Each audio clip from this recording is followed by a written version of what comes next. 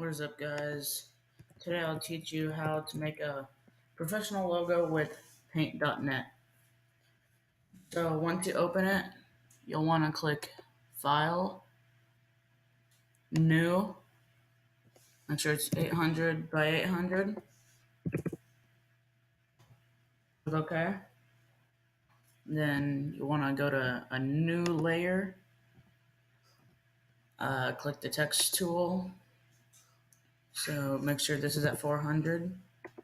But before you do that, I have a website called The Fonts. So you can do whatever you want on these. So you can choose swordsman. Choose any font you want. You go right here. You'll want to click on the true font, and you'll want to install it.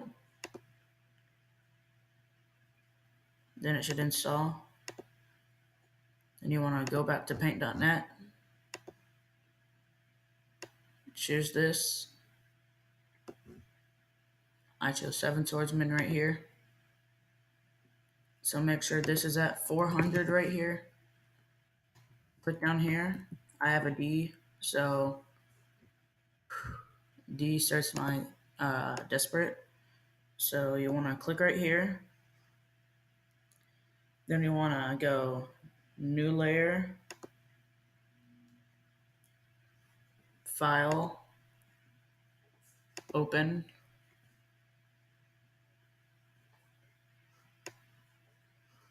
Then you want to open one of these.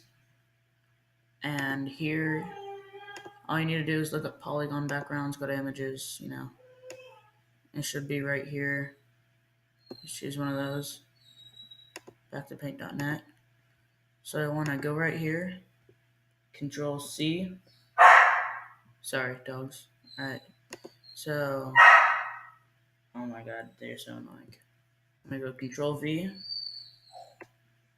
I want to fit it over your letter. Go back to layer 2.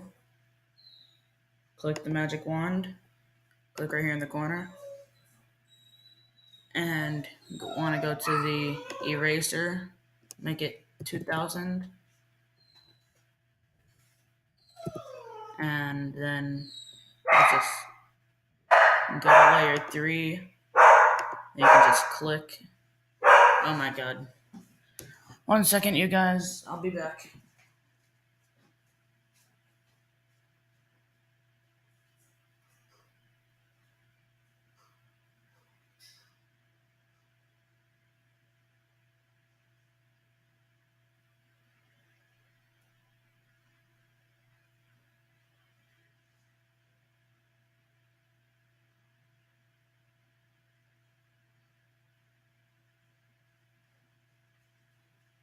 Alright, you guys. I'm back. I dealt with the dog problem. So, back to what I was saying. Go back to magic wand. Layer 2. You want to click right there if you have a space. Go layer 3. Eraser. Back right there. And there you have that.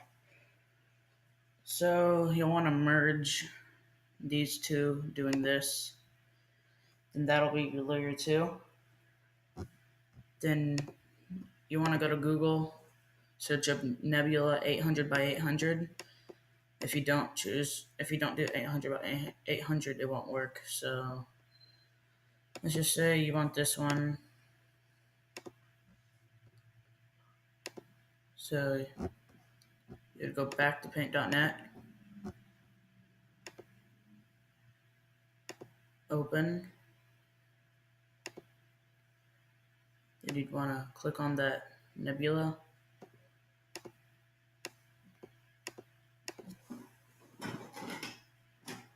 And then after you open that,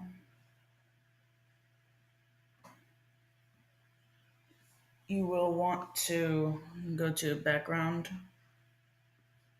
You want to go here. You want to click on background. You want to Control C this. Then here, Control V.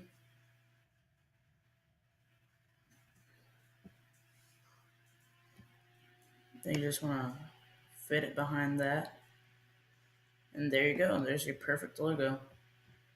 But first, you'll want to go to Effect. To make it look awesome, all you gotta do is go to Effect, Photo, Vignette, whatever that is. You can change the looks of it, where it is. So I like that.